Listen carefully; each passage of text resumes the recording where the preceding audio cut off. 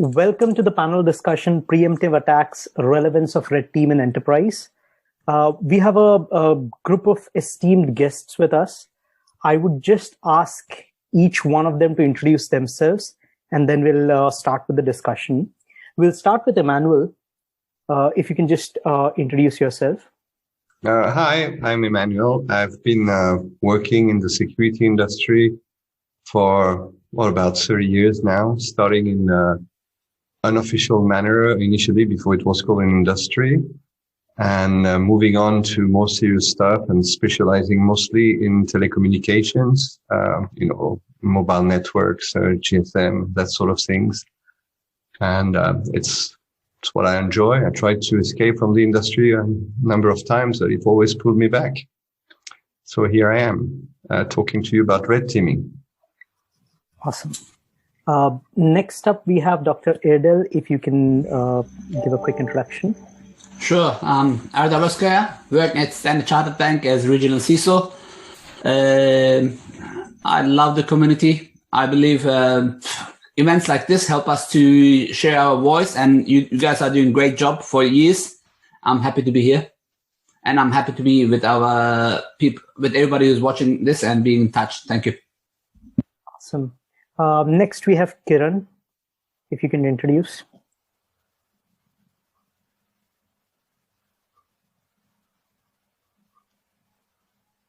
Kiran?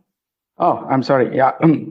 Myself, Kiran. So I'm head of for technical security advisory for Digital 14, part of the corporate information security team. So where I engage with the senior leadership advising on the holistic approach to the cyber resilience. I manage a team of the security operations, IAM, penetration testing, and incident response. I used to speak into the multiple global cybersecurity conferences, be it GSC Summit, SCADA Summit, IQPC, eCrime, ISACA ISAF conference, and multiple other cybersecurity topic. So I'm here to talk on the red teaming one. So I'm glad to share my experience and thoughts around this topic. Thank you. Awesome. Next, we have Bryson. Hi, former Army officer. Founded my own consultancy 8 years ago called Grim. We've literally hacked everything. From there, spun out an adversary emulation platform. So a quick way to be a force multiplier for the red team called Scythe. I'm the co-founder of the ICS Village, which is a nonprofit on critical infrastructure. And I'm a senior fellow in cybersecurity and emergent threats at R Street, as well as an advisor to the Army Cyber Institute. Awesome. A quick introduction about myself. I'm Anant Srivastav. I head the technical team within Not So Secure Global Services. We're part of a bigger group called Clarinet Group. And effectively, I deal with anything dealing with red teaming to pen testing to now dealing with DevSecOps initiatives also. So yeah, that's about me. All right, so let's start with the topic that we have for the discussion. The first thought that comes in mind is red teaming is generally considered to be an offensive exercise. Why do you think red teaming is important for enterprise? And if no one has an objection, we stick to the round robin sequence. So we start with Emmanuel. Okay. Well, so your question was, why do red teaming matters? And I think, and I'm sure that Bryson will be able to confirm that, I think it matters the same way military games matter. You don't get to war every day, but you do train all the time. And why? It's because of readiness. You need to sharpen your tactics. You need to plan your strategies. You need to know your enemy.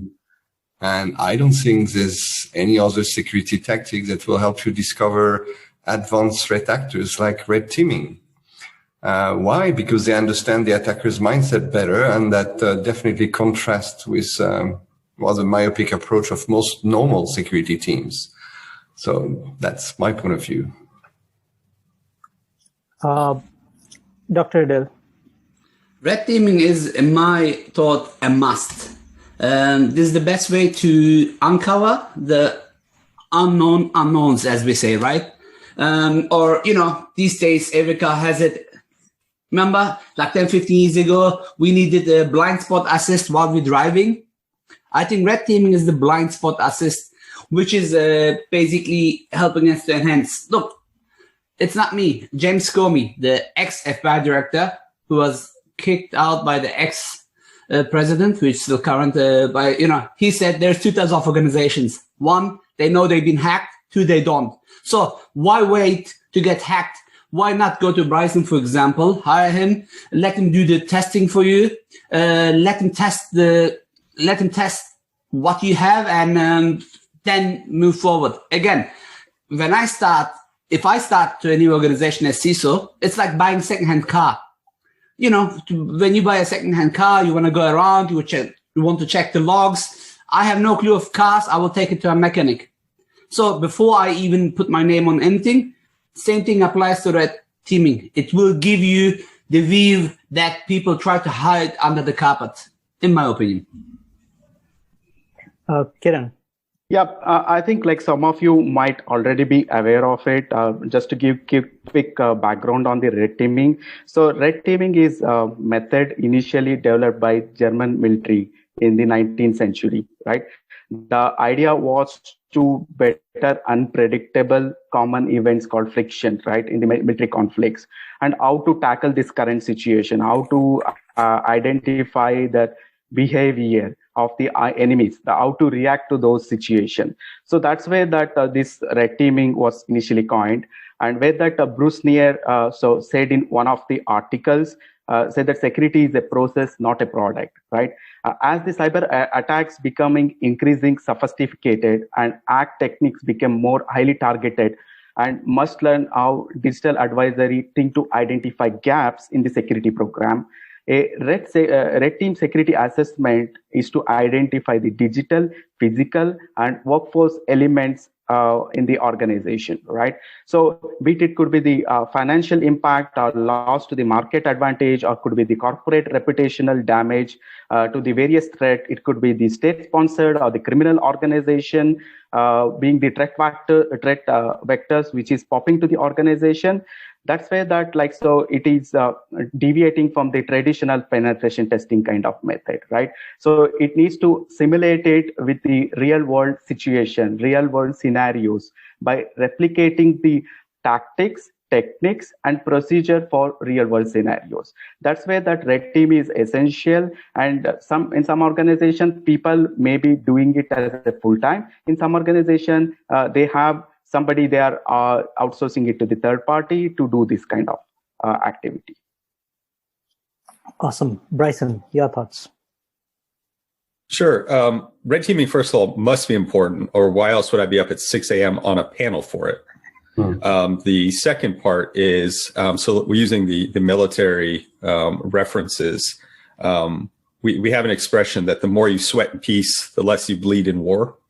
And the idea being there, of course, is exactly like a lot of what the other esteemed panel members have said, is we need to learn before somebody else teaches us.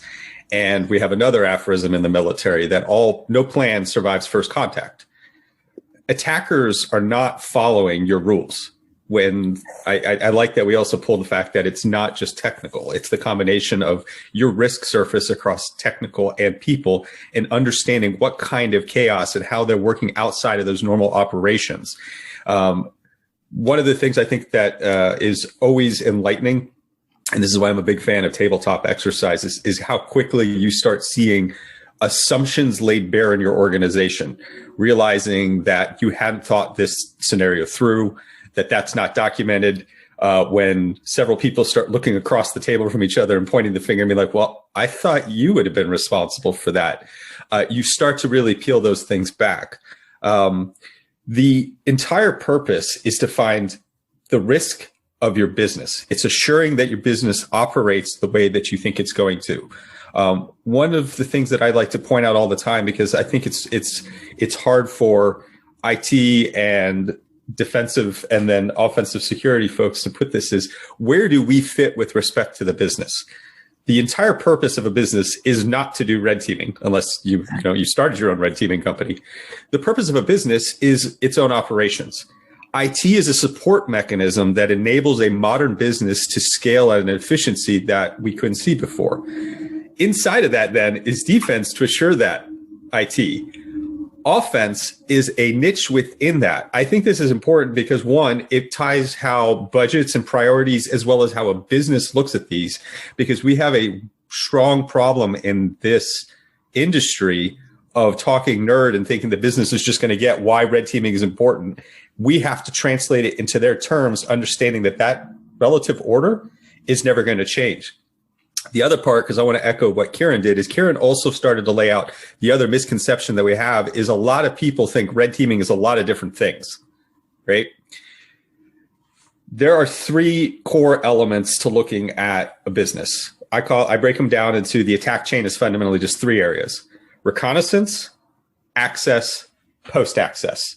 And those can be iterated, but fundamentally I'm learning about you, I'm getting in, and then I'm accomplishing my goals as an attacker once I'm inside in an iterative fashion, from how do I get to here to what do I want to do? And that's where Kieran was talking about. Those are my TTPs. That's my order of battle and my behaviors that I'm going to follow to be able to go and get the crown jewels that I want to accomplish. What we're seeing then with the red team is the red team is emulating that adversary, using that order of battle and those TTPs to accomplish that goals. And what happens with my business while that's happening? When can I see it? When can I understand it? When can I respond? And when can I fix it? So Bryson actually touched on a very good point, which was around budgets. And that kind of ties into the second question that I had in mind. We all talk nerd. We all talk that, yes, red team is important. And everyone has their own way of saying that it is important. But this is a question more not just for you, but also a guidance that you want to give to the audience who are listening. How can a person who is sitting at maybe a CISO or a top executive position level can convince the people who controls the purse, effectively someone from finance team or someone from the top management who basically would be signing the letter saying, yes, the budget is granted? How do you go about convincing them? So we can again follow the same flow. So Emmanuel, your thoughts? Well, I mean, in a nutshell, I would go to the management and tell them, well, you can either spend 100 now or use $1 million later. It's usually something they understand.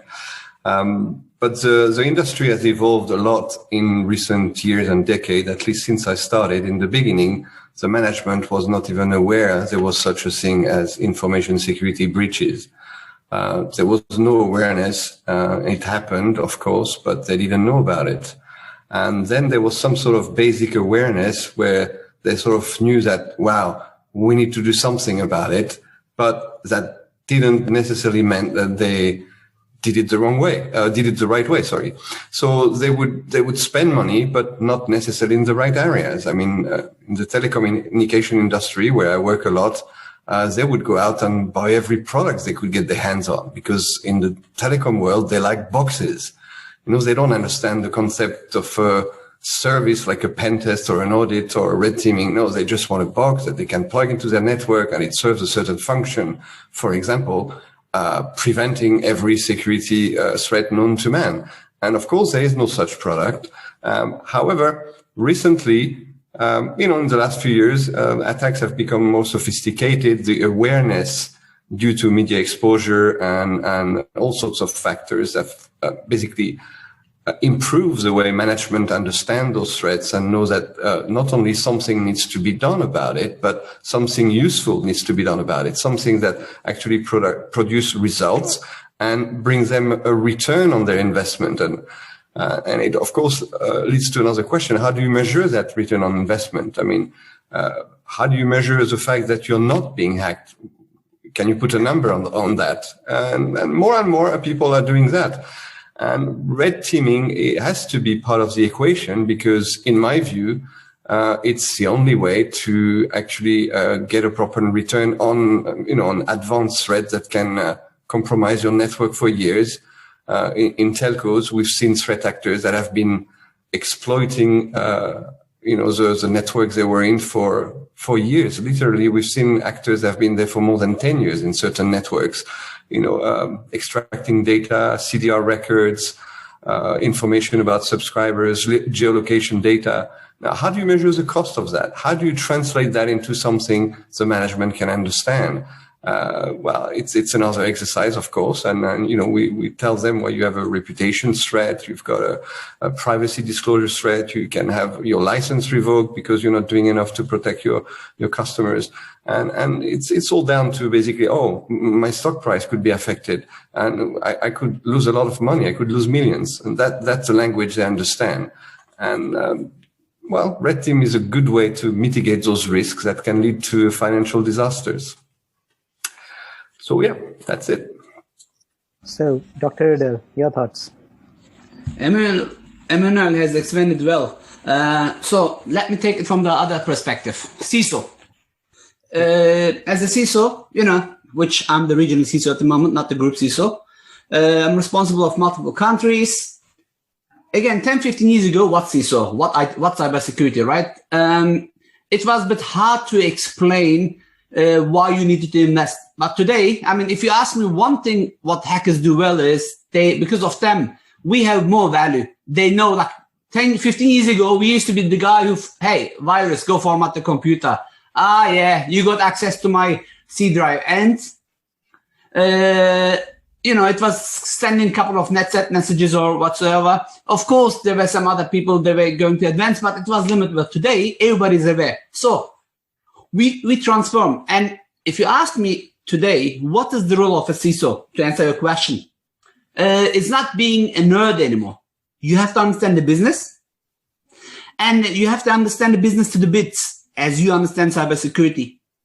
If you understand the business and tell what the weaknesses are, so we have to do red teaming against the management. As red team, we found the mistakes. Instead of hacking them, we just write a report, we give it to them. We hope the blue team is not going to detect us, or we hope they're going to detect us. So it's the same thing. We go in front of the management. I did it before. I used to work for a Fortune company, which is in top 3. Microsoft. Let's go straight to the point. And I went to a couple of customers 3 times. Let's say the customer was in New York with New York Times on it. Put the customer name, you are hacked. Put the newspaper in front of the customer. How much are you going to pay to get rid out of this? Where you can have a proper red team. Microsoft was not doing red teaming. I was a cybersecurity advisor recommending. I'm like, look, Microsoft's not going to earn any cent out of it. My job is to advise you, and I highly recommend you to have a red team. Of course, this is the very extreme approach, which not everybody should take, because you can lose easily customers.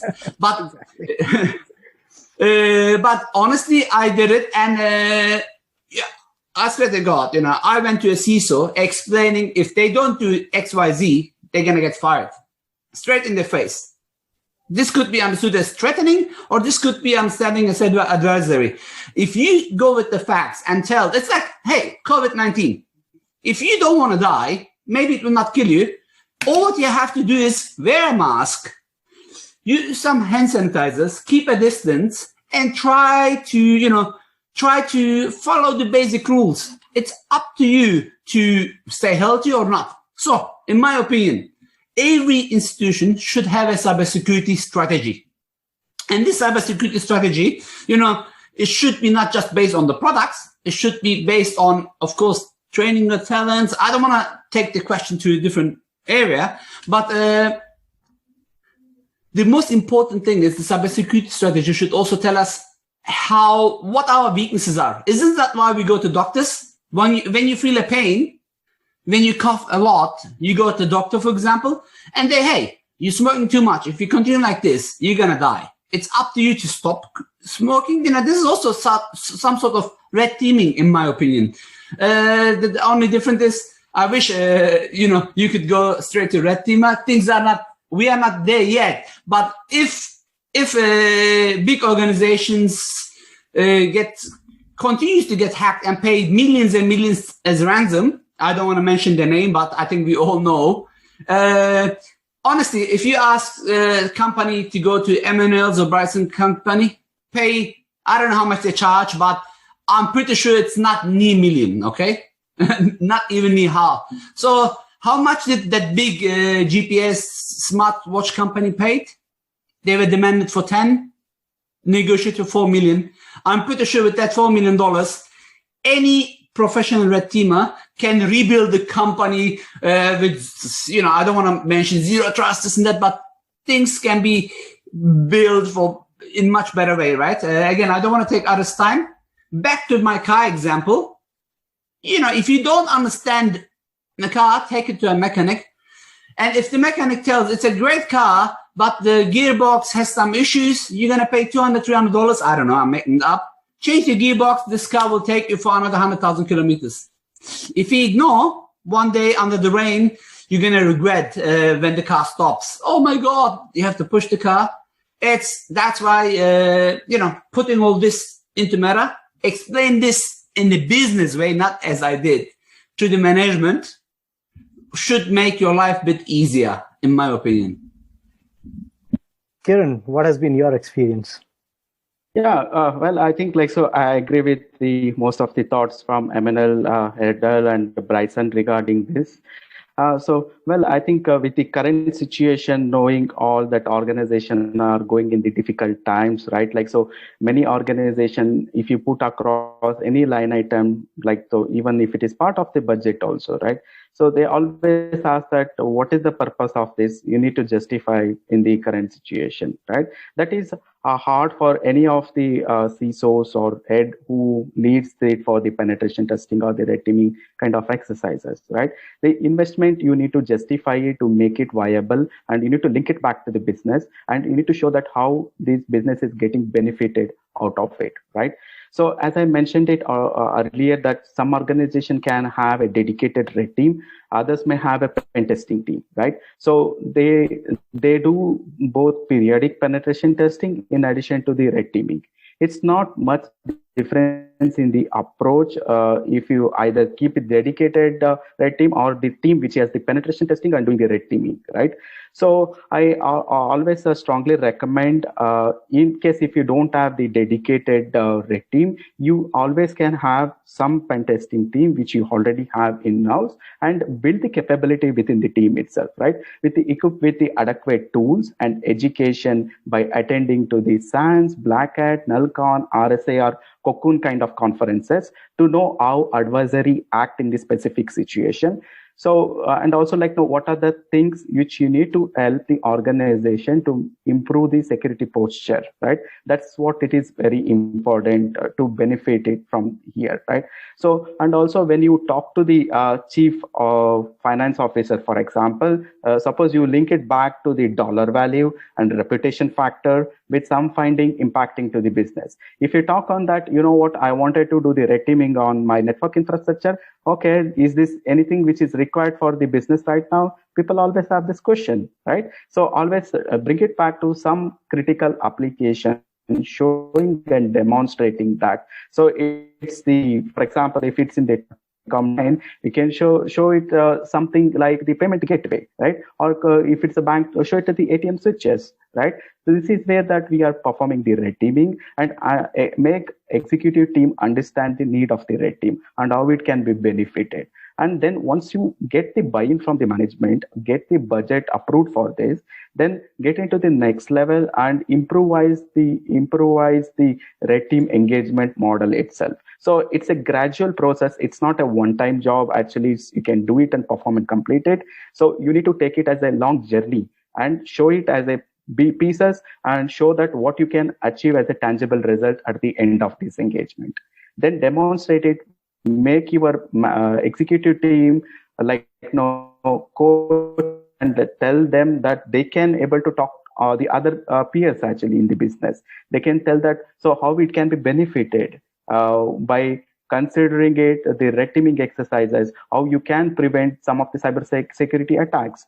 Show the factual evidences that how some of these best players, the CMMI level companies, if they are not following the red teaming, how they have come under the cyber attack umbrella, how the adversaries look into the attacks. So once you give that kind of big picture to the management, then red team program will improvise to the next level. That's my opinion. So, Bryson, your thoughts, and I think you have a slightly different approach to it because you're sitting outside and offering the services. So how it works for you? What's your thoughts on how do you convince it? Sure. So a different take that I've seen on the you've been hacked or not been hacked is I see that there are two kinds of companies in cybersecurity. Leadership cares, leadership doesn't care. Yes. Yeah. No amount of tool or quality personnel can overcome what is a priority from leadership's perspective. It comes down to resourcing and time. The other part of that is that tends that when leadership doesn't care, they're compliance focused, not security focused. Red teaming is not compliance focused. Red teaming is understanding what will happen to your security in a real world way with a real world adversary that you are emulating or simulating, not running down a checklist.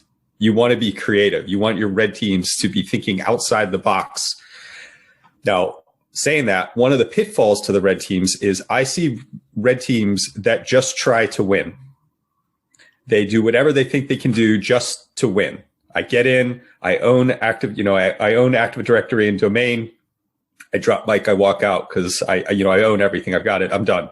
Well, what did the business learn from that? And so the red teaming in its the red teaming in its operation has to be business focused.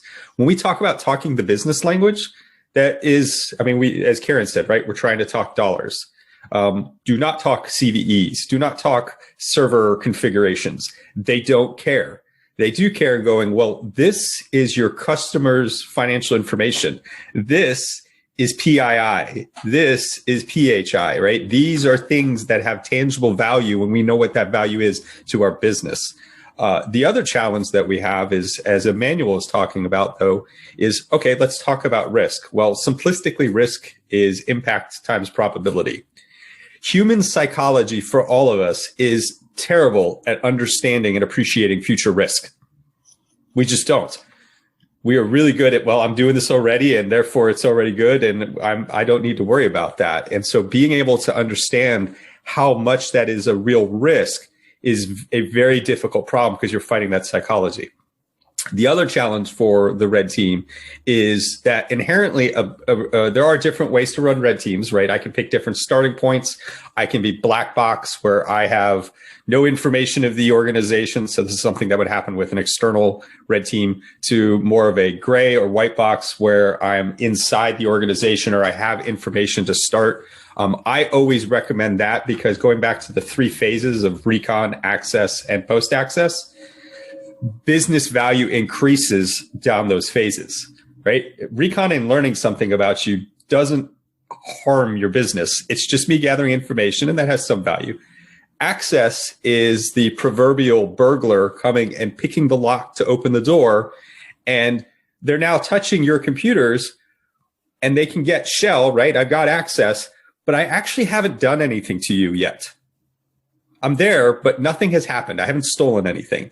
Post-access then is looking at what are all those abilities to do things. That's where there's the most business value. And so that's something, particularly when we talk about red teaming and cost, that I recommend to a lot of organizations based on their posture, based on what kinds of resources they want to commit.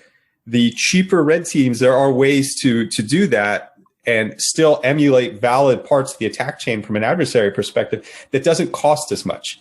If you want me to start from nothing, you're asking me to do an entire intelligence operation of all sorts of different kinds of things to learn about what I'm then going to do to operate. That has a cost and not necessarily as much business value.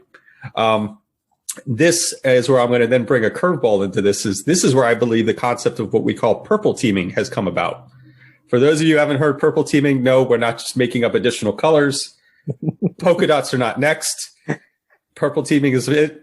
Purple teaming is just the evolution of red teaming and saying, okay, red team with the adversary emulation of looking at it as more of like, these folks go away, they conduct a campaign and they come back and give me a report. And then everybody has, kind of an adversarial culture of being apart from each other. And then a large report of all of your failures show up. Is let's do it together. And I think this is great because it forces you to, one, have a collaborative culture of security. Two, you get the results as you go. And what you do is you decide in advance together, this is what we want to test. This is the adversary we're gonna pick. These are the TTPs we're gonna walk through, and we're gonna do them in a milestone-oriented fashion together. So the first thing we're gonna do is, I want to see what happens with your ability to see an active recon post-compromise here. And then we conduct the active recon together.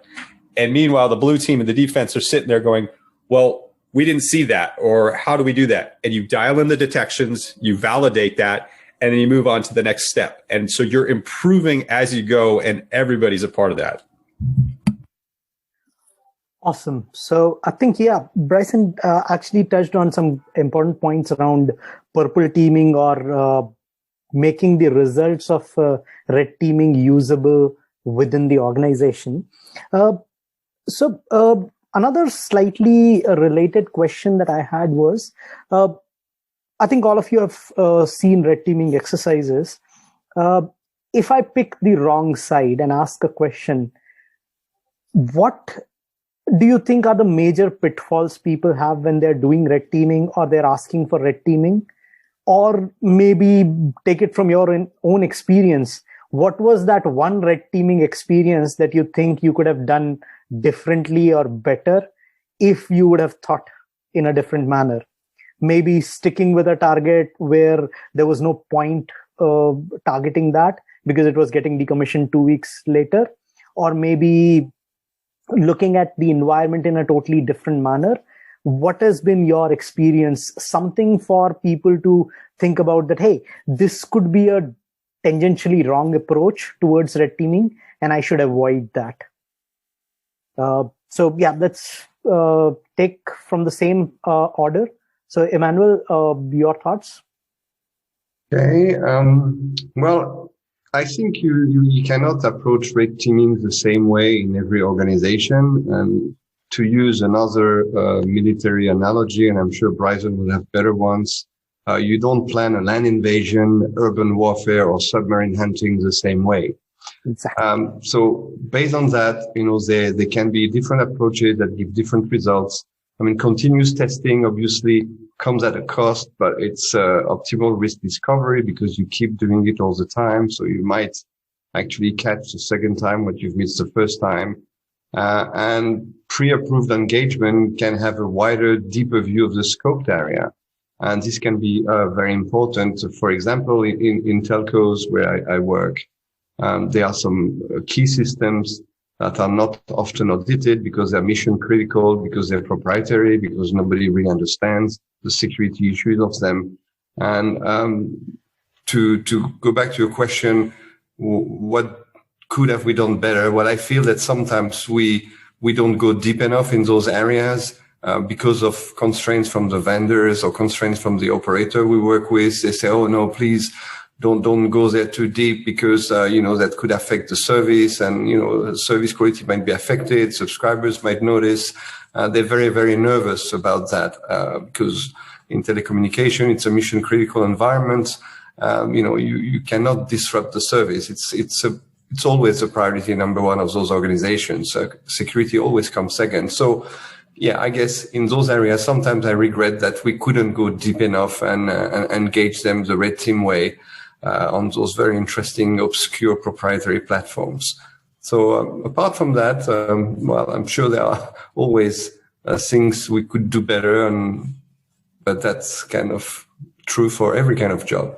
So over to you guys. Dr. Adel. I cannot agree more. This is not what makes us better. Learning from experiences.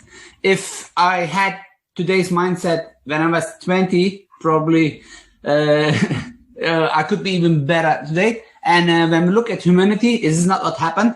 From the first human, where we're trying to get fire and try to get the wheels to where we are today, it's all because, we can fall. It's okay, as long as we can move forward. back to your question. When you go hunting, let's say you aim to hunt deers. I'm totally against hunting. I'm really bad. I never touched a gun in my life, but just an example. And you are in wild. I mean, if you go for deer hunting, most probably you will try to aim deers, but are you not going to hunt, let's say, if you see another animal? Or more importantly, if you're in danger, are you not going to shoot at that wild pig, for example, who's trying to attack you? Are you going to say, oh, no, I'm here to hunt deer and not pig? Just example. So I believe colors are really not important. I love all the colors. As Bryson said, purple teaming, which is the new name.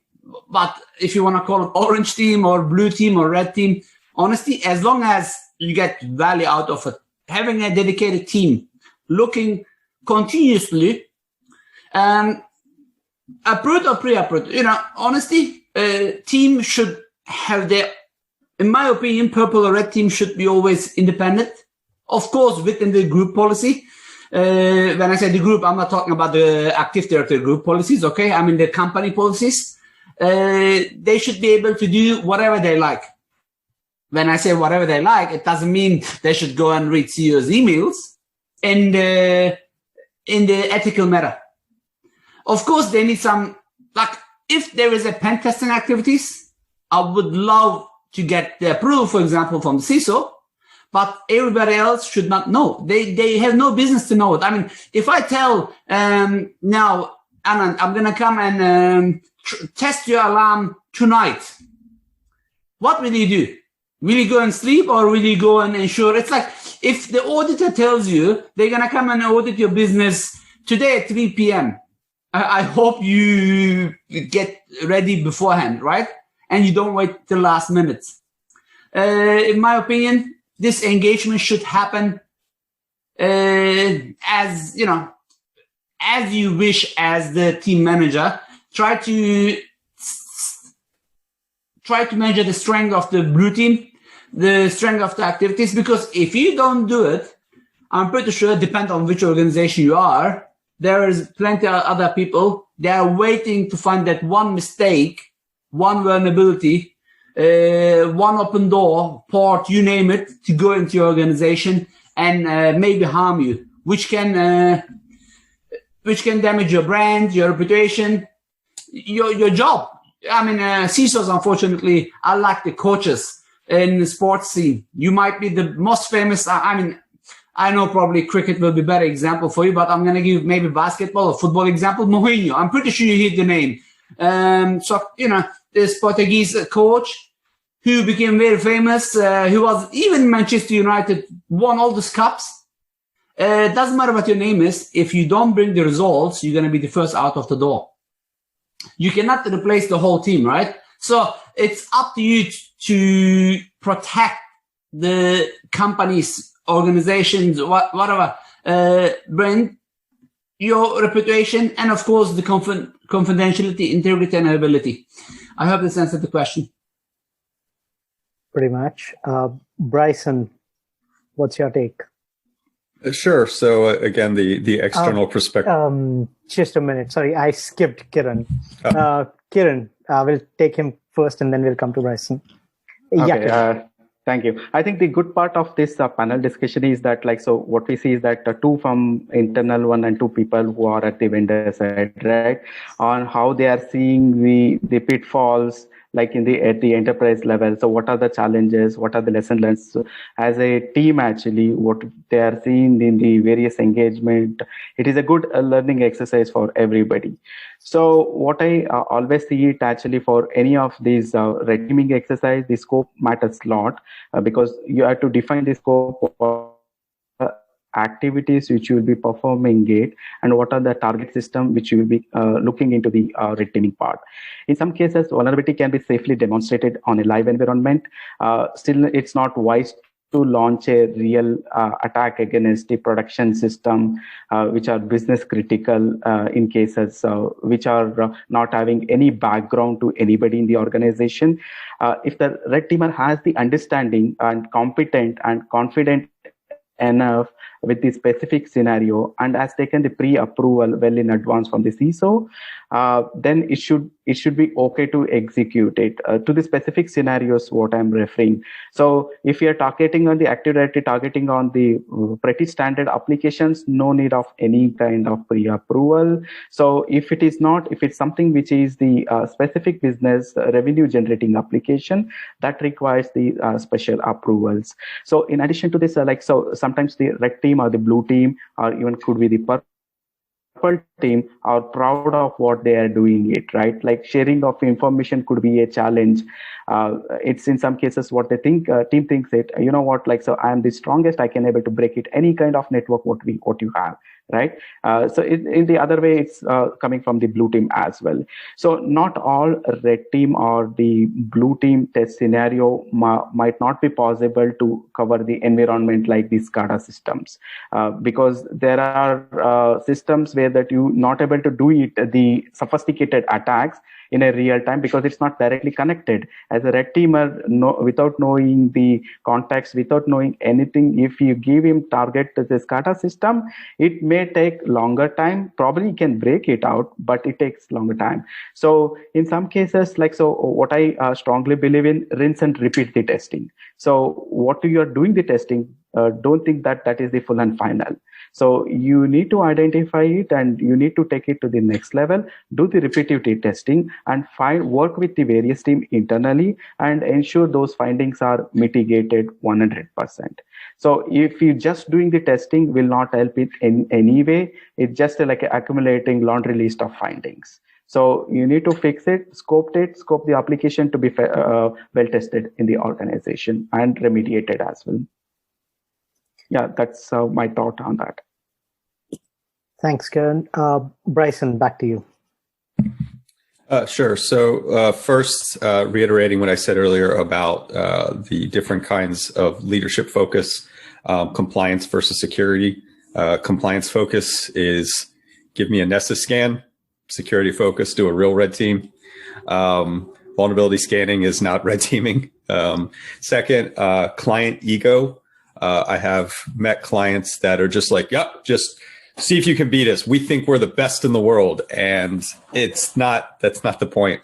Like, you're spending a lot more money and making it a lot more difficult to, again, accomplish what's business value because you've let ego get in the way. And again, like I said earlier, this is a problem also for red teams where they're ego driven versus mission driven.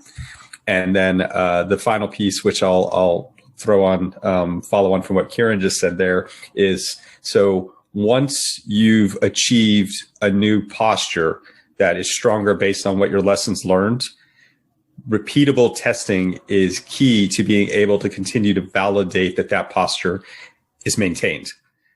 People are always doing different things. I joke the best hackers in the world are your own employees, particularly when you tell them no. Yes. They will circumvent any control that gets in the way and makes their jobs harder.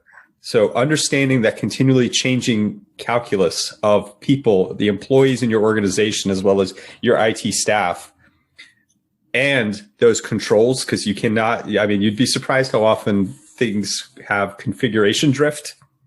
What you think got to a certain point changes, and then the next thing you know, your certain endpoints are no longer logging alerts and details to the SIM. So you've lost visibility, right? Checking these things repeatedly is the way that you find this after you've already established what you've learned.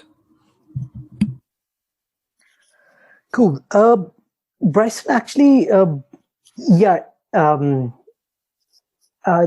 Adel, your voice, we can't hear you. I unmuted this, not my microphone, double microphone, ensure just in case Bryson is not listening to us. Anyway, I also saw customers, when they get hacked somehow, when I used to do threat hunting, even a commodity malware, which you can find anywhere, they take it as like the most sophisticated attack vector, and they're the unique one or the special one. I'm pretty sure, Bryson, you saw many of those ones as well, right? Like even a commodity malware, it's taking, oh, you know what? This malware is unique, and we were hit in a way that nobody in the universe. This is not even a 0-day or an ATP attack. This is the aliens. I haven't seen the alien threat model yet, Erdal, so that's a new one for me. I'm going to have to research that. I'll present it at DEF CON when I figure it out. But I think you have hit on this, right? When we look at what the most common hackers are lazy, right? Oh, yeah. We all are, right? So a threat actor is no different. I am going to take the path of least resistance every single time, right? I don't have to pick the lock if the door is open. I'm just going to jiggle it up. Well, I'm in there. And you could have this huge fence around it. And I mean, as long as I can walk through the gate, who cares? The most common access vector is still email. I'm not doing anything technically sophisticated. I'm sending you emails. And the cost difference to send one email and 10 million emails is negligible. So I just keep sending email, and it's not really technical compromise. I'm not dropping sophisticated, O-day or even N-day, because I just got to get somebody to click, and somebody always clicks.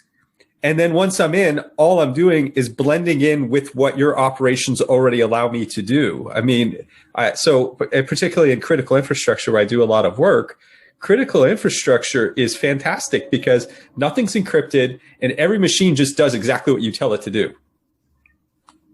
I don't have to hack it. I just have to tell it to do stuff. I'm going to watch the session from the front row, hopefully. So, Bryson, you brought in a point about ego. And ego actually, in my opinion, plays a role at different places. One, you were talking about an organization being egoistic about their security controls. The other angle that you said was about red teamers getting in the ego drive and just trying to prove that they're the best. What I've also seen is, besides the top management, it's actually the red team and not being able to share the information properly and having a very adversarial look towards each other. So if all four of you are in that position where you have a red team and a blue team and they are at a conflict, how would you resolve it?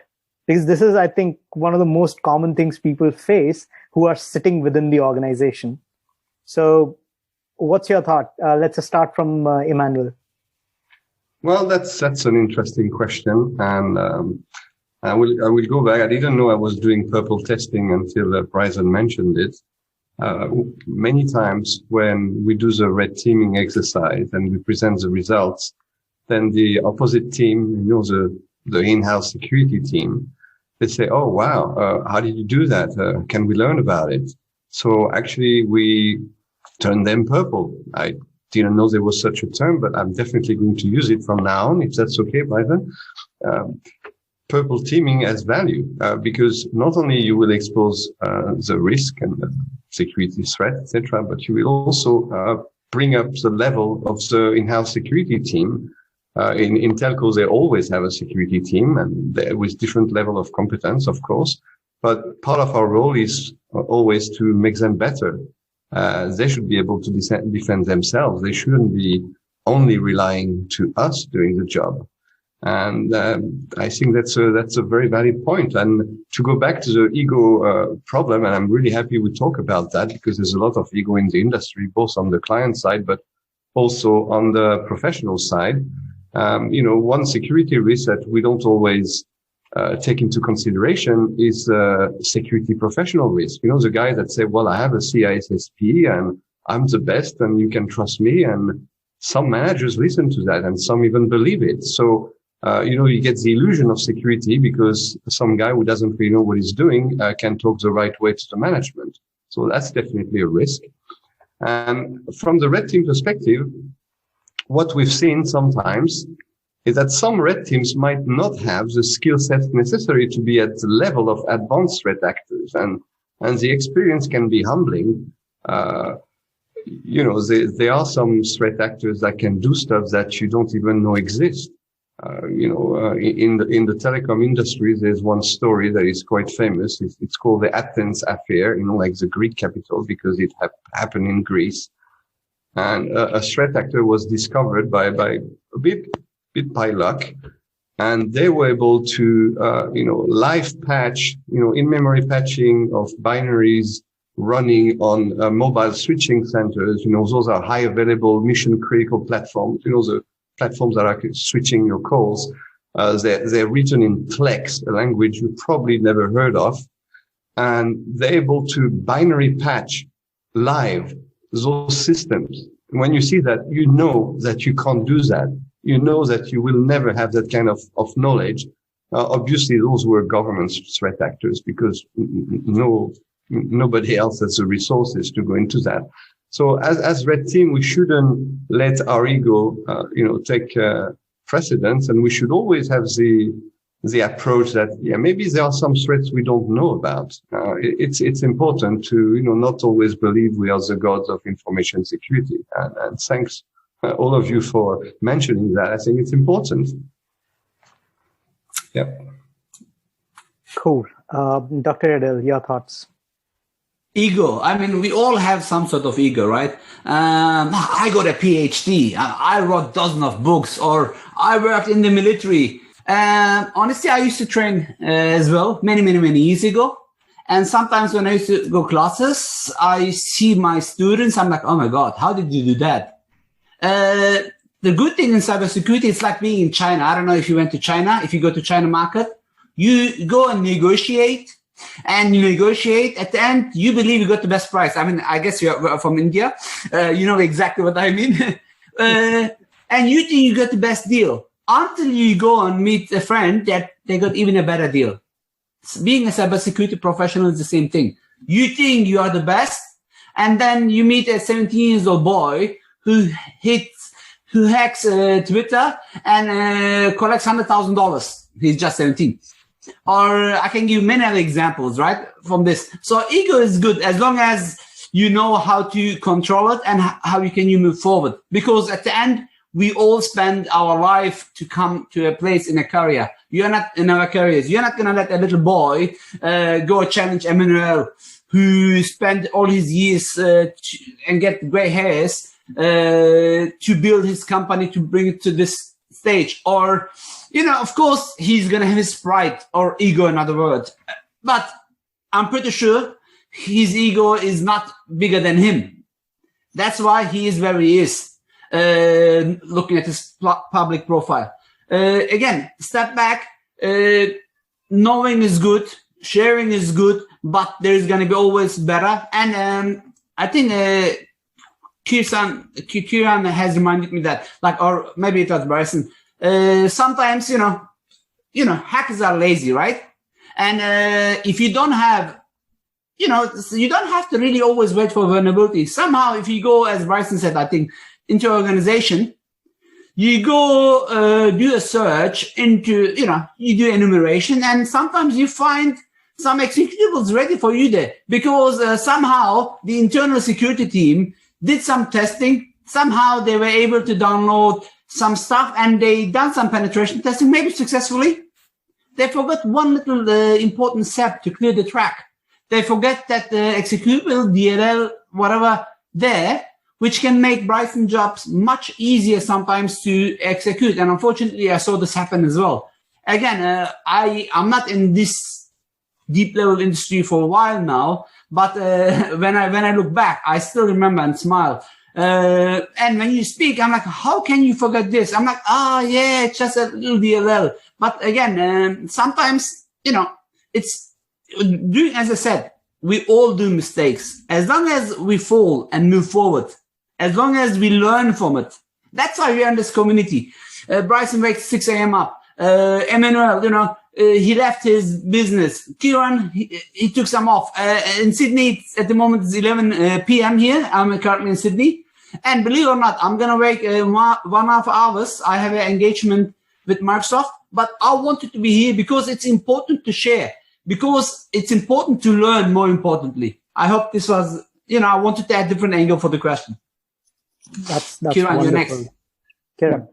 Yeah, thank you. So I think the egos and conflicts are very common to any corporate culture, right? So it's no way different from any of the companies. So it's all the time people need to remember one thing, so either it could be the blue team or it could be the red team. It's always that we are enabling the business, right? And need to, whatever the findings that we come up as part of the red team engagement, what is the risk exposure, right? So technical teams are bound to have this kind of conflicts, and it is the leadership responsibility or some manages both the team need to tell them that what is the risk which is exposed to the business, what is risk exposed to the system and the people or the process, which we need to talk on that and need to sort it out.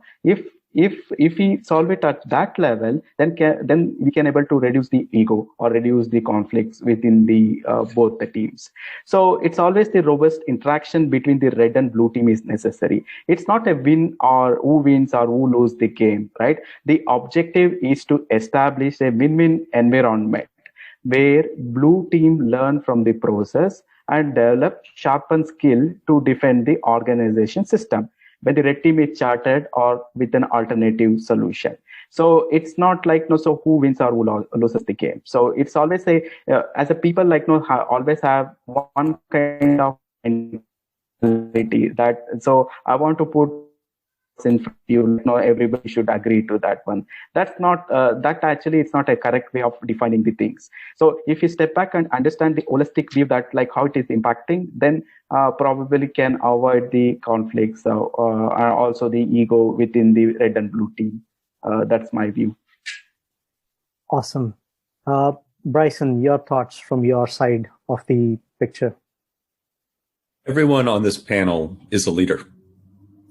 Leadership is the art and science of getting people to do something they don't want to do. Exactly. That's exactly what this question is. This is no different than any other problem that we face in the world on a daily basis, at home, with our families, with our friends, and certainly what we see amplified in corporate culture, where we're starting to deal with different factions and structure and the momentum and inertia of that organization. And really, there's just two aspects to it. Either somebody is threatened or somebody doesn't understand something. Our jobs as leaders is to set that vision, that expectation, and get them the training, the education that they need to accomplish their goals. Awesome. I think we are just about to finish our time. So thanks a lot to all of you for sharing your insights. And I think it was a good discussion we had. We touched base on right from why do we need red teaming to we were now talking about how to ensure that red and blue work together. So we covered, I think, a larger gamut of red teaming, its usage and the need for it. So thanks a lot, everyone, for joining the panel and sharing your knowledge with us. Have a wonderful day. Thank you very much. Thank you, everybody. Bye. Thank you. Bye, everybody. Bye. Bye.